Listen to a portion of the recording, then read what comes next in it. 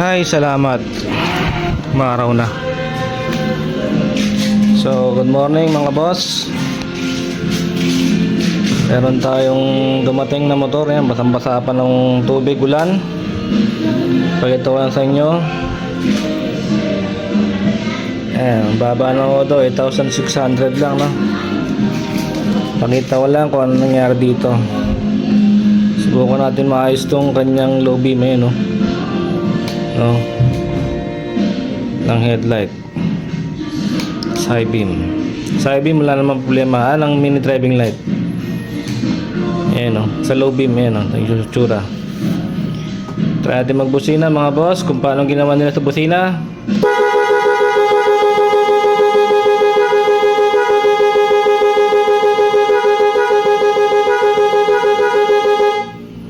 Napakahusay mga boss. Totoo lang.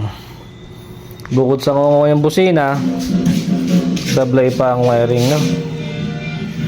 So, babalikan ko kayo. Before and after lang tayo mga boss. Walang proseso, no? Kasi matagal yon. Baka 2 araw pa to bago matapos. So, pagkatapos natin patayin yung kaha, ayun na, bumulaga na. Bahala ka na dyan sa buhay mo. Nakasip tayo dyan. Busina. Okay. Tukod. Tapos to. Ganyan. Ganyan na siya. Para siyang betlog, no? Nakalaylay. Oh. Ayan. Yan yung pamamaraan ng unang gumawa. Okay. Ang war nagsalabat. Ayun, no? No? Hindi man lang na-secure. Okay na sa kanila yung zip tie. Ayun, no? Ingatan sa battery mamaya kung may fuse. Yan.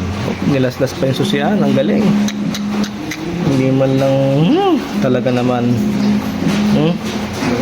Tuwara na susian niya mga boss. Hindi man lang binalik ng tama. Grabe. Time check tayo mga boss. 10:22 ng gabi, July 3. So, ayan, no? Wala pa tayo natapos. Pero, pakita ko na sa inyo, no? Yun ang susi. So, yun pa rin siya, no? Meron tayo dito, ano? Dalawang halos, domino switch, no? Ito yung, pag nasa taas yan, stock na busina. Pag inilagay sa baba, yun po yung loud horn. Yan pa lang po, no? Tapos bali na wiring ko na yung headlight nito kanina. Naiayos ko na. Hindi na siya naka ECU, no? Yung ground, naka battery na siya, naka negative ng battery. Okay, silipin yung bahid. Yung nag-iisang relay natin para sa mga pailaw. Ito headlight at saka mini driving light relay, no? Tapos yung relay ng busina natin, ito mga boss, no? Yan, denso po yan mga sir. Denso 12 volts.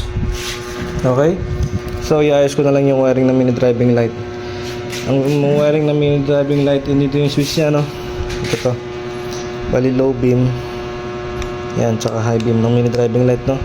Nilalagay rin tayo ng passing light. So yun muna sa ngayon. Time check tayo mga boss. Alas 2:05 na madaling araw. Tapos na natin to, no? Nalagyan na lang natin yung muka. Pakita ko na lang sa inyo bago tayo natin sira, no?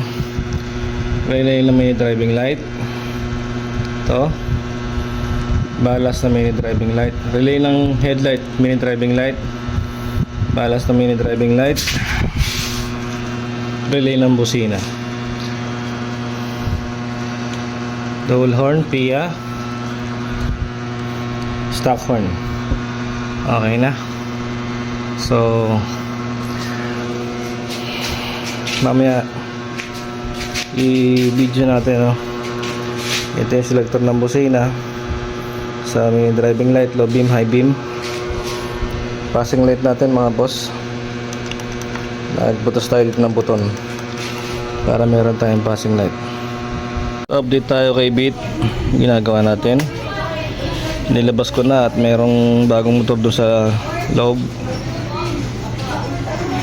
Okay, so start tayo mga boss. Ano mo side stand? Side stand. Start. Okay, one click push start pa rin naman. Hanggang na pa yung push start. Okay, makapansin nyo wala siyang headlight pag umandar. Palit tayo ng switch para may paala tayo yung headlight. Ayan o. Off, low beam, high beam. Okay, ayun, high beam. Try natin yung busina sa stock, nasa taas to, no? Sa headlight, no? Yan, sa loud horn doon tayo mag-testing kung kukura pa rin yung ilaw. Wala.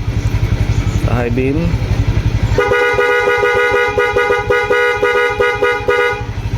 may bahagyang kurap. Patay natin yung headlight.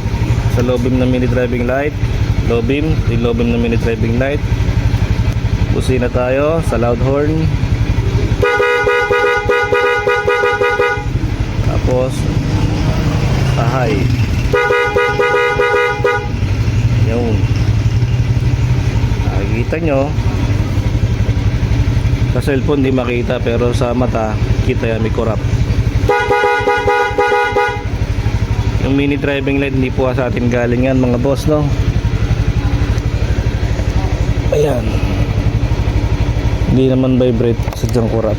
Kurap talaga. Okay, ito ba ginawa? Yun lang naman ang ginawa. So